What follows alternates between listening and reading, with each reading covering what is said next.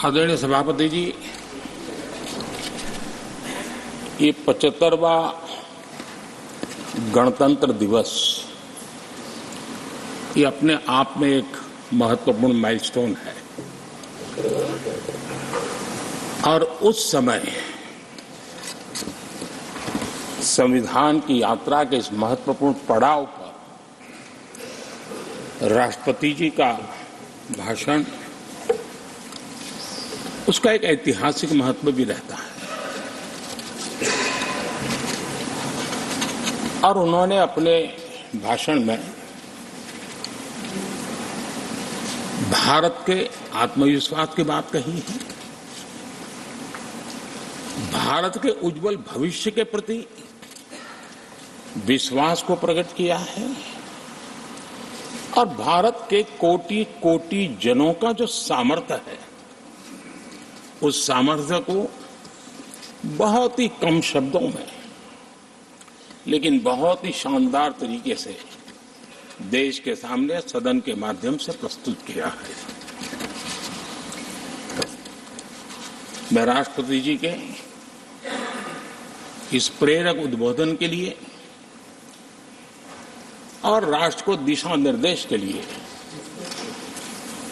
और एक प्रकार से विकसित भारत के संकल्प को सामर्थ्य देने के लिए हृदय से बहुत बहुत आभार व्यक्त करता हूं।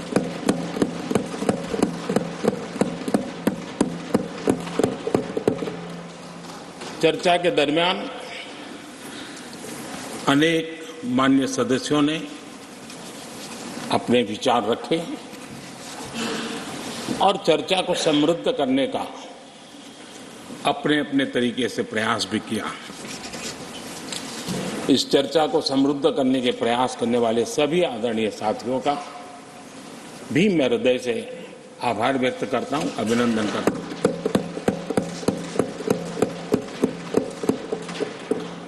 कुछ साथियों के लिए आलोचना करना, कड़वी बातें करना ये उनकी मजबूरी थी, उनके प्रति भी मैं संवेदनाएं प्रकट करता हूं।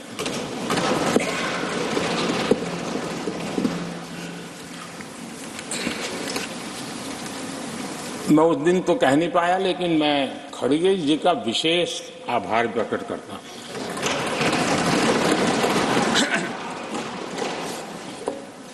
बहुत ध्यान से सुन रहा था खड़गे जी उस दिन में और ऐसा आनंद आया, ऐसा बहुत कम मिलता है। लोकसभा में तो कभी कभी मिल जाता है लेकिन आजकल वो दूसरी ड्यूटी पर है तो मनोरंजन कम मिलता है। लेकिन लोकसभा में मनोरंजन जो कमी हमें खल रही है उस दिन आपने पूरी कर दी।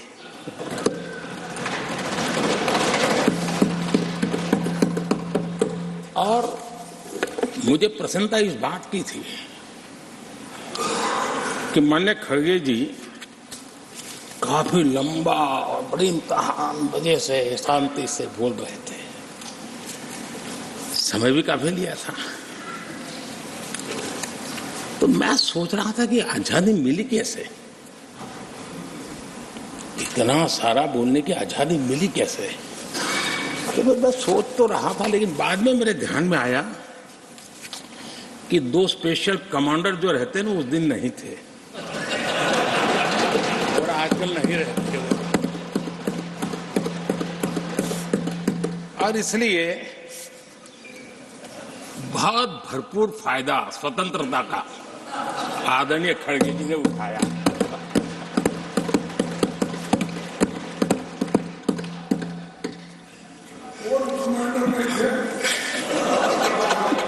और मुझे लगता है कि उस दिन खड़गे जी ने सिनेमा का एक गाना सुना होगा, ऐसा मौका फिर कहां मिलेगा।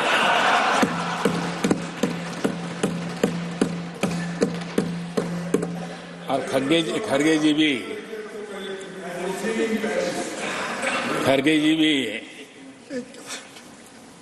एम्पायर नहीं है, कमांडोज नहीं है, तो चौके छक्के मारने में मजा आ रहा था उनको।